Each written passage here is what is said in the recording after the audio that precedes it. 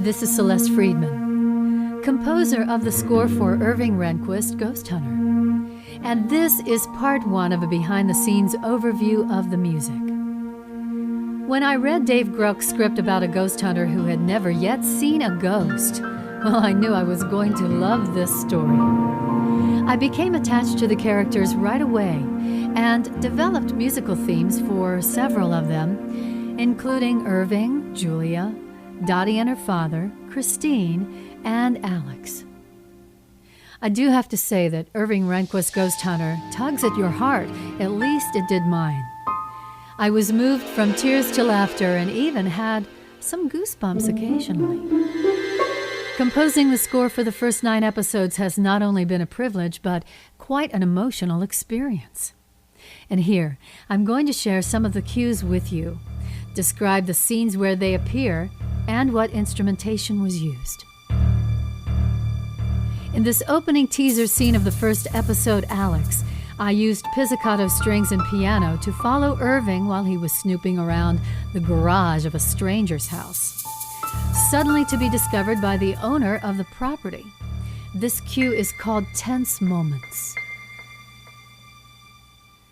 After the owner kicks Irving out, I transitioned into a variation on the GH theme, which was written and performed by writer and executive producer David Groch.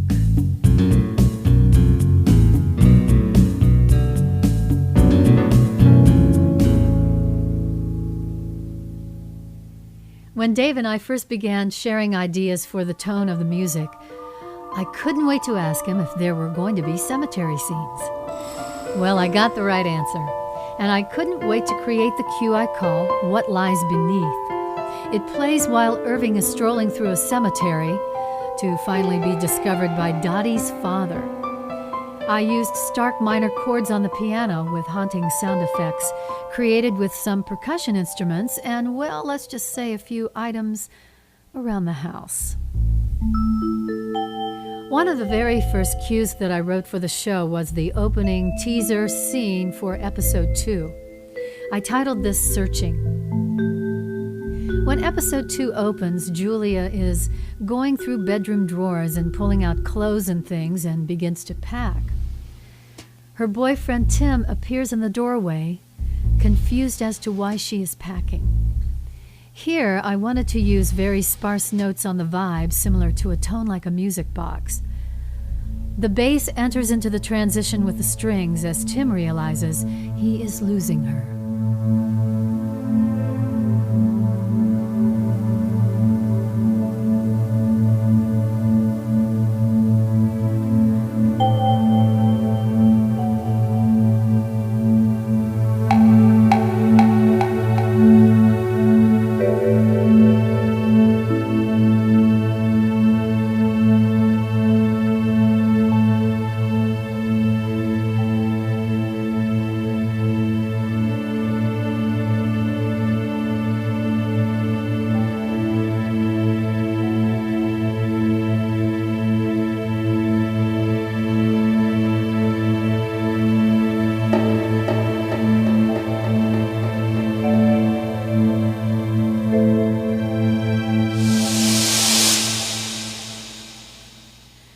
Anytime Irving and Lonnie were in the basement of Dottie's house, I loved playing with their comedic antics, and in episode 2, I used this cue that I had written a couple of years earlier called The Prowler.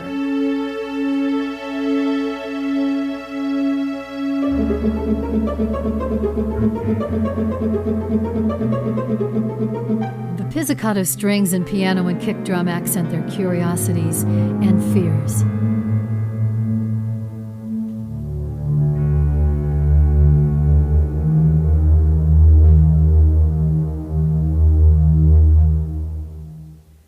Lonnie tells Irving that he's going upstairs to get his 2 million candle power flashlight. And Irving chimes back, "Lonnie, you knew what you were getting into when you signed on for the job." Here I used another cue I had already written called Institution, and the kick drum and hi-hat was fun to play against the low pan flute, followed by piano with coda effects.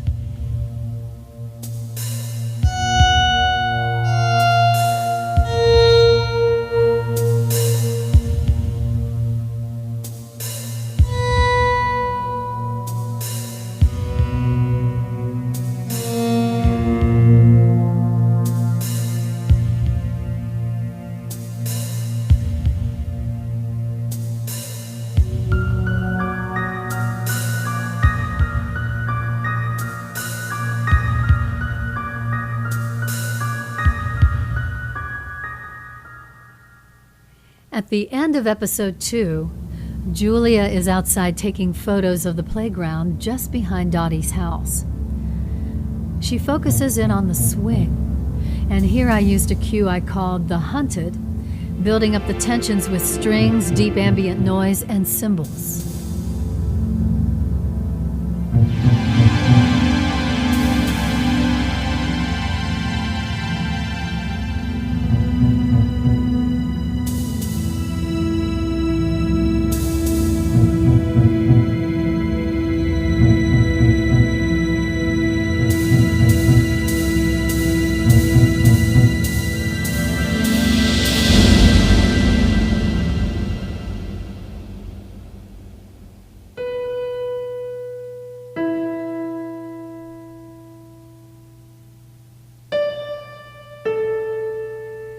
Dave had requested that episode 3 be predominantly piano. Episode 3 is called Goodbye, filled with a lot of sadness and emotion. And as I first watched Julia listen to the message from Andy, I could feel her heart breaking. In this cue I called Emptiness, I could feel the emptiness in everyone. Andy, Julia, Julia's boyfriend Tim, especially in Tim, as Julia drives away.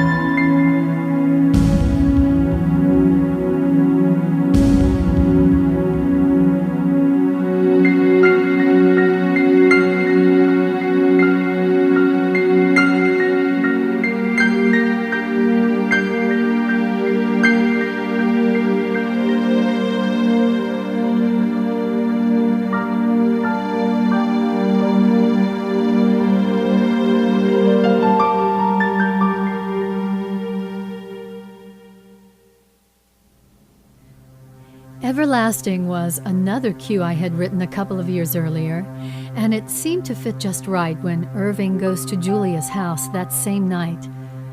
He found her crying outside on the front steps. This begins with piano and bass violins and closes with an oboe. Everlasting appears again in episode 8 when Lonnie sprays a large white X on the spot where he'll be digging up a grave. Just 5 simple, haunting notes on the piano, followed by oboe and strings.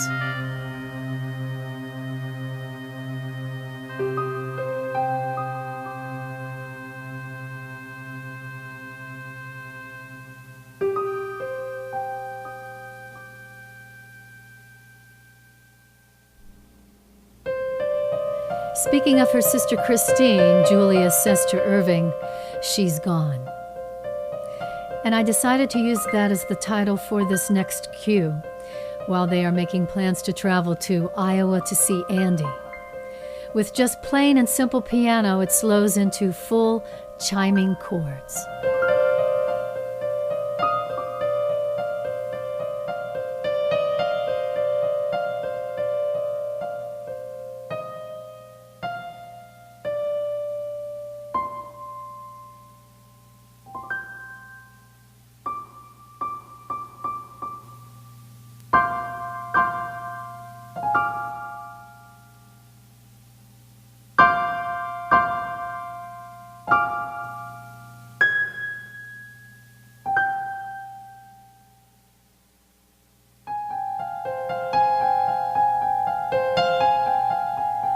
Julia's dream was created for the dream sequence where Julia hears Christine calling out to her in a dream.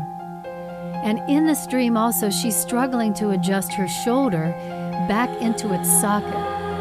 This is a deeply emotional and painful scene. I started out with piano in the high register, And to feel the pain, I wanted to add high vocals and a haunting breath, along with low electric guitar effects.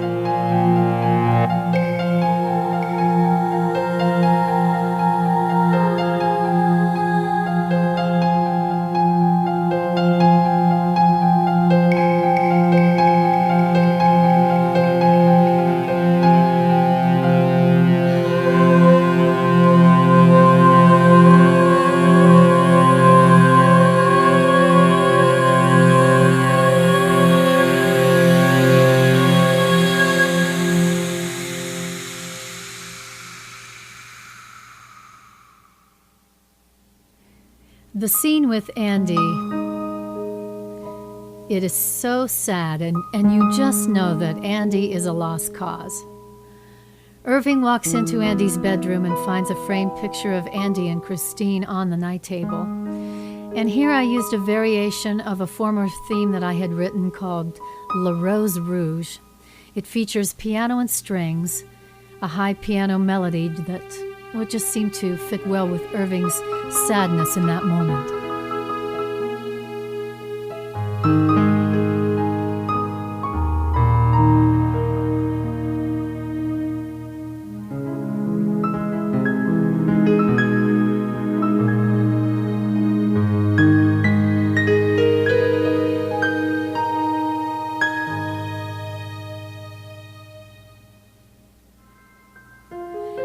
Another piece that I had written a couple of years before.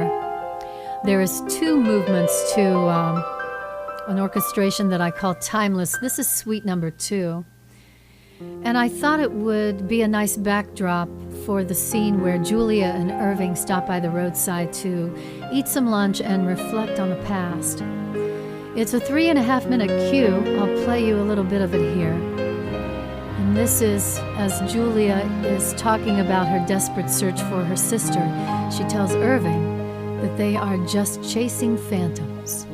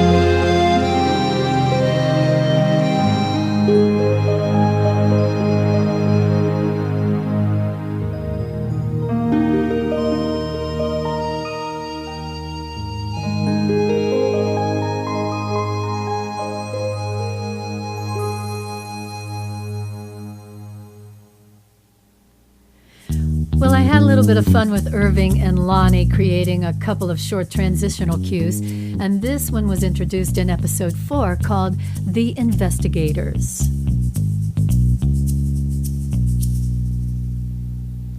Meanwhile, back in the basement, Lonnie and Irving are doing more sleuthing on their own. And here I used a cue I called Lights Out with a pulsating tone on synthesized bass and vocal effects as the lights go out.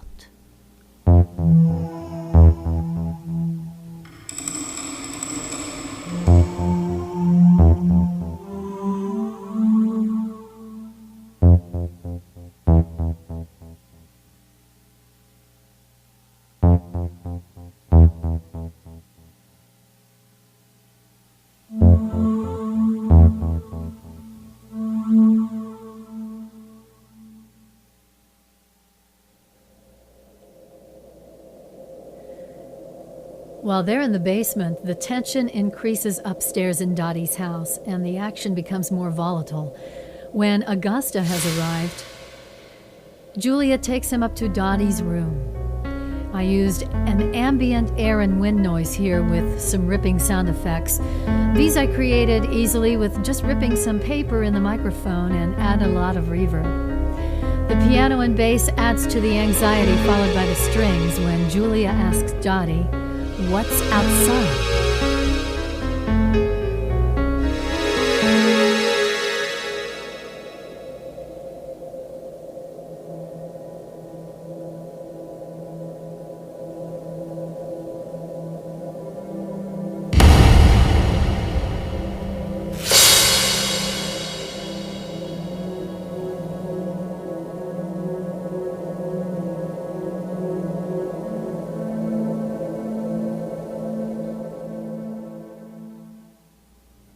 This immediately transitions into a cue that I called "Get Out of My Room."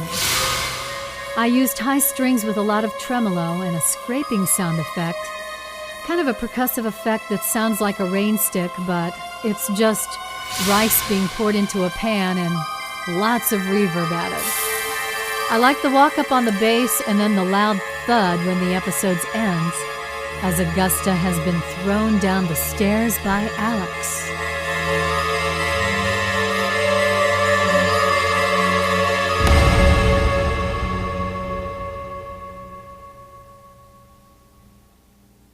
Moving into episode 5 called Residuals, the show starts actually to reveal a little bit more about this haunted house where Dottie and her father is living.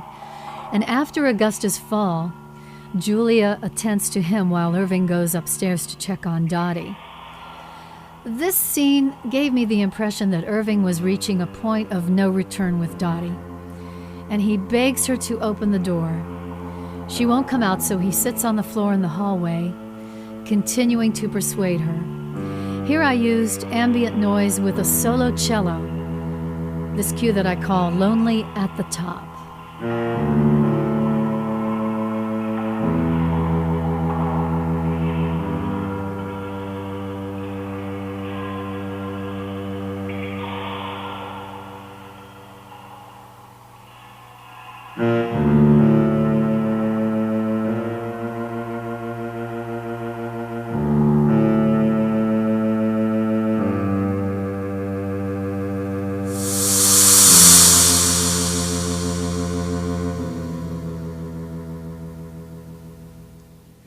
Well, Dottie finally invites Irving into her room, but begins to accuse him of using her. They sit on the floor of her room in silence for a while, and finally share a kiss. So with piano and a crystal sound effect, I created this cue called "The Kiss." It begins as a beauty piece, but turns sharply as Dottie becomes belligerent, and at the turn, I added strings, bass, and percussion.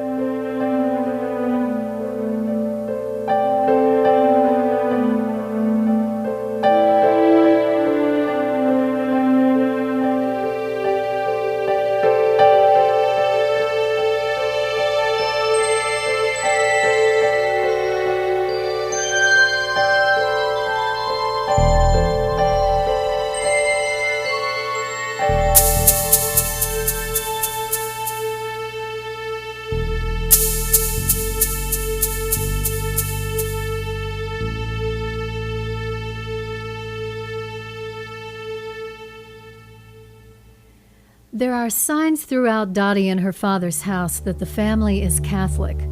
There's crucifixes and statues and holy water fonts on the wall. And as Irving is leaving Dottie's room, he goes out into the hall, and it just looked dungeon-like, very dark. And suddenly I could feel and hear an ancient druid-like melody in my head. And this is when Pro Nobis was born.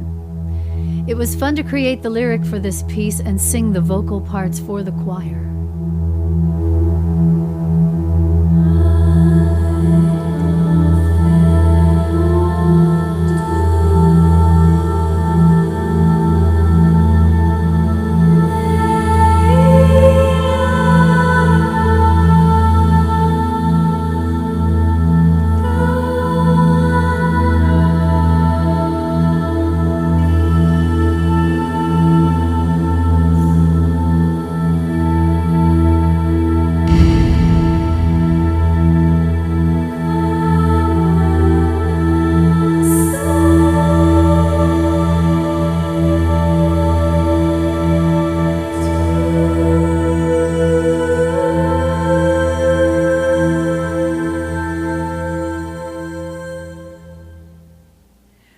B set up the following cue I titled Residuals Caught on Tape. Irving is attempting to capture Alex on film, and this one is bass heavy, laced with sound effects and many chaotic voices randomly singing, coming to a sudden stop.